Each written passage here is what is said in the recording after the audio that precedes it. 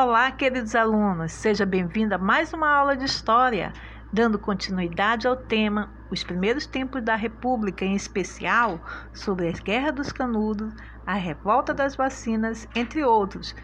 Vamos pegar o livro Trilhas, no capítulo 6, do módulo 3, páginas 254 a 261. Vamos lá? Vamos começar sobre a Guerra dos Canudos, né? Vamos fazer essa leitura, né? Essa guerra aconteceu em 1896 até 1897. A implantação do regime republicano pouco alterou as condições de miséria em que vivia a maior parte da população do campo. Naquela época, os grandes proprietários rurais exploravam a mão de obra de camponeses pobres, os quais não tinham nenhuma garantia de direitos. Na Bahia, essa situação acabou dando origem a um grande conflito que ficou conhecido como Guerra de Canudos. Ou seja, essa Guerra de Canudos começou devido a esse grande conflito lá na Bahia, né? Canudos era uma comunidade formada por camponeses pobres que seguiam um líder religioso chamado Antônio Conselheiro. Desde 1893, os moradores dessa comunidade trabalhavam coletivamente e dividiam entre as famílias os produtos cultivados. A cooperação mútua e o modo de vida mais qualitário atraíram para Canudos muitos camponeses que deixavam de trabalhar nas fazendas para viver nesse povoado. Com medo de que comunidades como essa se multiplicassem, os grandes fazendeiros passaram a exigir que o governo acabasse com Canudos. Diante disso, tropas republicanas foram enviadas para a região, mas os moradores resistiram aos ataques e, assim, os conflitos que iniciaram após meses de combate em 1897, o exército republicano conseguiu destruir Canudos. Então, o que foi mesmo a Guerra do Canudos, alunos? A Guerra do Canudos, ela aconteceu entre 7 de novembro de 1896 a 5 de outubro de 1897. Foi um conflito armado que envolveu o Exército Brasileiro e membros da comunidade socio-religiosa liderada por Antônio Conselheiros em Canudos, no interior da Bahia. E vocês sabem me dizer quais foram o motivo dessa guerra? Bom, o conflito ele foi resultado de uma série de fatores, com a grave crise econômica e social em que a região caracterizava pela presença de latifúndios improdutivos. Eles se encontravam na época, nesse tempo parados, a terra improdutiva. Então, essa situação foi agravada pela ocorrência de secas cíclicas, de desemprego crônico e pela crença numa salvação milagrosa que pouparia os humildes habitantes do sertão dos flagelos do clima e da exclusão econômica e social. Naquela época eles estavam sem emprego, as terras secas, devido ao clima quente do sertão nordestino, então fazia com que eles ficassem desempregados e as terras improdutivas.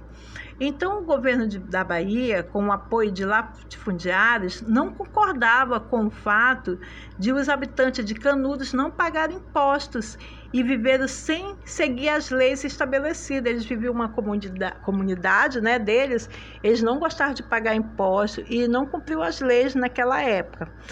E, no entanto, eles afirmavam também que Antônio Conselheiro defendia a volta da monarquia, que havia sido substituída pela República em 1889, como já estudamos na aula anteriores. Antônio Conselheiro, por sua vez, ele defendia o fim da cobrança dos impostos e era contrário ao casamento civil. Ele afirmava ter sido enviado por Deus para liberar o movimento contra as diferenças e injustiças sociais. Era também um crítico do sistema republicano na forma como funcionava no período. Vamos lá, então. Temos aqui duas questões para nós debatermos, Questão 3. Em sua opinião, por que muitas pessoas deixavam as grandes fazendas para viver em Canudos? Então, o que vocês acham? Aqui no próprio texto que nós acabamos de ler tem a resposta, né? É porque eles, vivendo em Canudos, eles tinham mais liberdades, eles podiam se alimentar melhor e com mais fartura, além de compartilharem uma vida mais igualitária. Lá em Canudos eles tinham tudo isso, né? Então foi por isso que começou a crescer essa comunidade. Aí temos aqui a questão 4. As pessoas da foto pertencem a quais grupos sociais? Observem aí a foto. Que elementos tornaram possível identificá-lo? Vocês perceberam? Olharam bem? Essa é uma fotografia tirada em 1897, né, retratando alguns sobreviventes de Canudos. Ao fundo, o grupo de soldados que atacou o povoado. Então, as primeiras do primeiro plano, a gente observa, né, que são os camponeses de Canudos, que se renderam à guerra, né, que foram poucos que sobreviveram. E já as pessoas lá do segundo plano fazem parte da tropa do governo. Perceberam? Isso. Vamos agora falar sobre os ex-escravos na República. Nos primeiros anos da República, mesmo com a abolição do regime escravista, os ex-escravos e seus descendentes continuaram vivendo em condições precárias e sem ter assegurados os seus direitos básicos.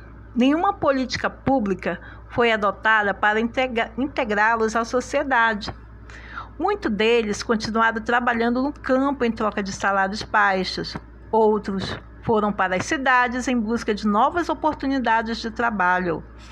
No entanto, para um ex-escravo era difícil conseguir um emprego, principalmente por causa do preconceito.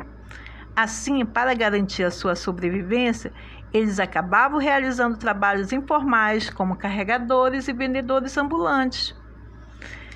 Para manter a sua dignidade, muitos ex-escravos formaram redes de solidariedade. Nessas redes, eles procuravam ajudar uns aos outros no dia a dia, muitas vezes chegando a arrecadar dinheiro para suprir algumas necessidades básicas, como comprar alimentos e vestimentas. Então, essas redes de solidariedade, alunas, eram organizações formadas por ex-escravos para que, unidos e em cooperação, conseguissem arrecadar dinheiro para a construção de moradias e para a compra de alimentos e roupas àqueles que necessitassem.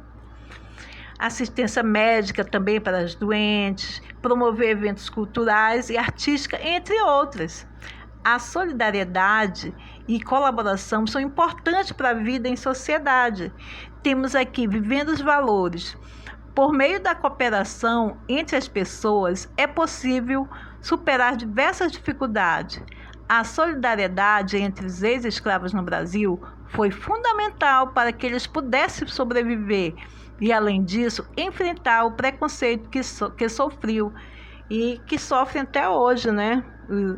O pessoal, né, que vieram da África, né, os ex-escravos, até hoje, a cultura afro-africana sofre esse preconceito.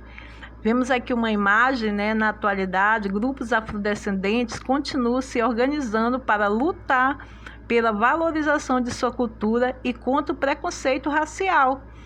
O grupo Batuque Reciclado, por exemplo, produz instrumentos musicais de materiais recicláveis para divulgar ritmos de origem africana. Quilombo de Sombara, Aruarama, Rio de Janeiro, em 2015. Então, agora nós vamos falar sobre a capoeira. Você conhece a capoeira?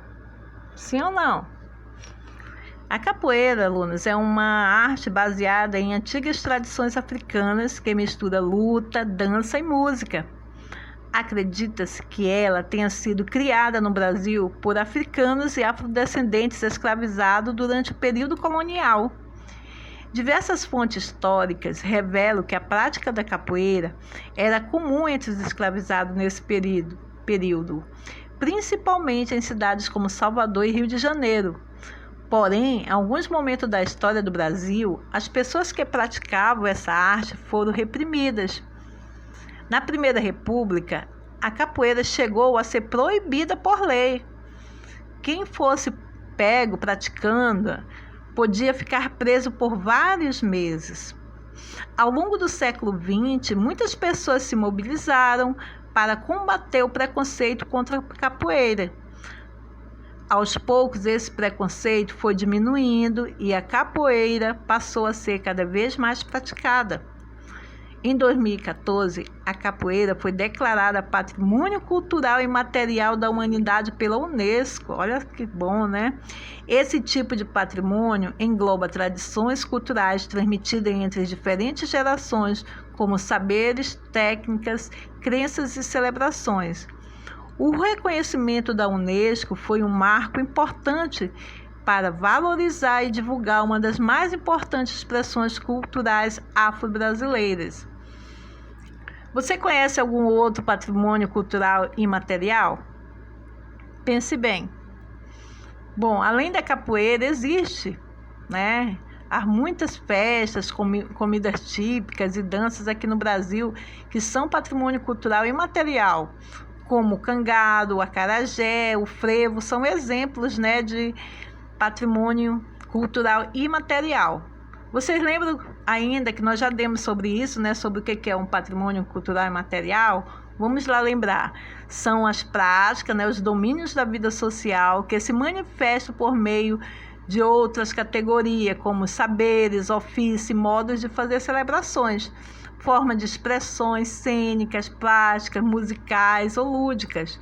Lugares também são considerados patrimônios. Os patrimônios materiais devem ser preservados e transmitidos de geração a geração. Vamos para uma atividade, colocar em prática o que aprendemos. Observe a charge a seguir. Letra A, descreva a charge. Isso aqui nós já falamos nas aulas anteriores, né, do que se representava. Você lê lá embaixo, ó, charge de Storm, publicada na revista Careta, ironizando a chamada política do café com leite em 1925. Letra B, de que maneira essa charge está relacionada à política do café com leite? Você vai colocar a sua resposta. A questão 2. Com base nos conteúdos apresentados nesse capítulo, produza uma frase com as palavras abaixo: república, ex-escravos e preconceito. Isso aí vai ficar pela sua imaginação, eu sei que vocês conseguem. Vamos falar agora sobre as reformas no Rio de Janeiro, ou seja, observe as fotografias que mostram o Rio de Janeiro no início do século XX. Observe a primeira imagem, né, uma fotografia da Avenida Central do Rio de Janeiro por volta de 1900. E observe a segunda imagem, a mesma Avenida Central após as reformas em 1906. Que mudança ocorre nesse lugar de uma época para outra? O que vocês perceberam? Isso mesmo. O lugar passou por reformas e a avenida ficou mais larga, né, e espaçosa. Então, agora nós vamos dar, né, a continuidade, como é que foi essas reformas no Rio de Janeiro, essas mudanças que tiveram com o passar do tempo. No início do século XX, o Rio de Janeiro ainda tinha diversos problemas urbanos. Para tentar modernizar a capital do país e torná-la mais parecida com os grandes centros europeus, o governo realizou várias reformas. Casas antigas que abrigavam a população mais pobre, por exemplo, foram demolidas para dar lugar a novas construções e avenidas. O governo expulsou de maneira autoritária muitas pessoas que habitavam o centro do Rio de Janeiro. Essas pessoas tiveram de construir suas moradias no morros ou em regiões mais afastadas da cidade. Então, alunos, essa ação ia ao encontro dos objetivos da classe dominante da cidade, dos poderosos, não é mesmo? Eles desejavam expulsar da área central a população pobre e explorada da capital, considerada um elemento perigoso para a ordem e disciplina urbana almejada.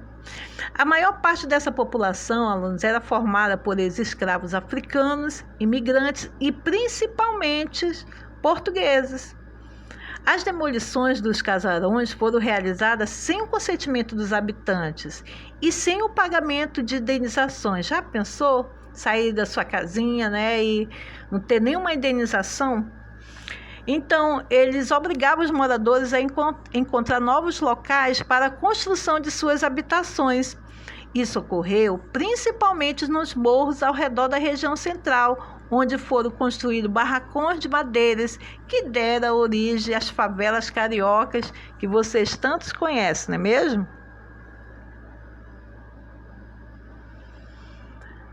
Vamos agora falar sobre a revolta da vacina. Então, vamos descobrir o que foi essa revolta da vacina. Então, vamos ler aqui o texto junto comigo.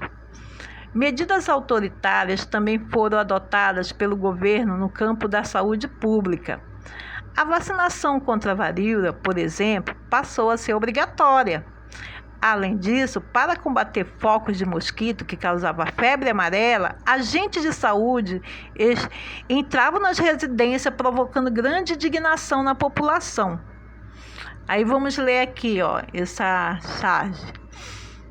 O povo tentava impedir que os funcionários do governo entrassem em suas casas. Por isso, os matas-mosquito trabalhavam acompanhados de policiais que tratavam com violência os que se negavam a permitir a entrada dos inspetores sanitários. Os mata-mosquito são os agentes, né, que vinham com o objetivo de aplicar a vacina. E em 1904, logo no início do século XX, surgiu um movimento contra essas atitudes do governo, conhecido como Revolta da Vacina. Foram 4 dias de conflitos intensos nas ruas entre a população e as tropas da polícia. Os revoltosos saquearam lojas, apedrejaram prédios e incendiaram os bondes. Após uma repressão violenta, muitos deles foram presos, porém a vacinação deixou de ser obrigatória. Ou seja, a revolta da vacina ela aconteceu, alunos, no Rio de Janeiro, quando ainda Rio de Janeiro era a capital do Brasil. Aconteceu entre os dias 10 e 16 de novembro de 1904. O povo estava insatisfeito, né? Ele protestou contra a lei da vacinação obrigatória e também contra os serviços públicos prestados. A antivaríola foi a vacina responsável por essa revolta, ou seja, eles conheciam pouco, né, do que sobre a vacina, do qual era o objetivo maior, muitos leigos naquela época, né? E aí eles eram contra, porque eles não sabiam o que realmente ia resultar, né, dessa vacina. E nessa charge, o autor ironiza a questão da vacinação obrigatória contra a varíola e que, na época, foi uma medida adotada pelo governo, causando medo e revolta à população. Nessa charge, é uma crítica contra o governo. As pessoas aparecem com a expressão de dor, com o espeto atravessando o braço, como se fosse a vacina.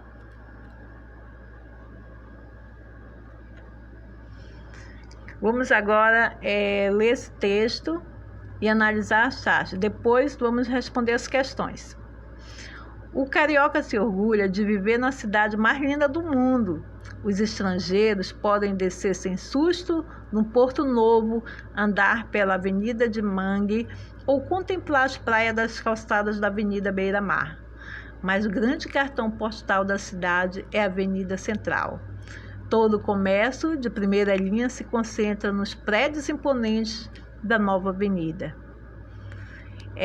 Você observa que a charge publicada na revista O Malho. Aí tem a letra A. Qual acontecimento é tratado tanto no texto quanto a charge? Vocês vão ler o texto e vão comparar com a charge para ver qual é o acontecimento tratado e vão dar a sua resposta. Letra B. Em sua opinião, as reformas do Rio de Janeiro no início do século XX trouxeram melhorias para toda a população? Justifique sua resposta com base no texto e na imagem acima. Então, você vai dar sua opinião, mas se baseando no texto e nessa imagem. Tá bom? Vamos lá. E assim, vamos fazer uma pequena revisão do que nós finalizamos nesse capítulo, né? Nós concluímos o capítulo 6 do módulo 3 e vamos relembrar o que nós estudamos. Neste capítulo, conhecemos o que é uma república e como esse regime foi implantado no Brasil. Relembre a seguir os principais temas que estudamos. Lembrando, alunos, que uma república é uma forma de governo onde o chefe do Estado é eleito pelo povo e seus representantes. A eleição do chefe do Estado, por regra, é chamado presidente da República. É normalmente realizado através de voto livre e secreto. Só para relembrar, mas nós já estudamos sobre isso. No dia 15 de novembro de 1889, sob a liderança do Marechal Deodoro da Fonseca, foi proclamada a República no Brasil. O período da Primeira República foi marcado pela política do café com leite, na qual os paulistas e mineiros se revezavam no poder. Vocês lembram que eles não deixavam, né, os outros estados ficar no poder, só São Paulo e Minas Gerais que ficavam revezando? Nós já demos tudo sobre isso. E durante a Primeira República foram realizadas reformas na região central do Rio de Janeiro para tornar a capital mais moderna. Porém, essas ações prejudicaram a população pobre, que foi expulsa de suas moradias, não é mesmo? Eles saíram das suas moradias, que era lá na área central, e aí eles foram formar as favelas que nós conhecemos muito bem hoje em dia, principalmente no Rio de Janeiro, né? Que tem a maior favela do Brasil. A população pobre não foi beneficiada com a implantação do regime republicano. Assim, essas pessoas continuaram a viver em condições precárias. E assim, alunos, concluímos mais um capítulo 6 do módulo 3. Não esqueçam de fazer as atividades. Até a próxima aula. Um forte abraço a todos.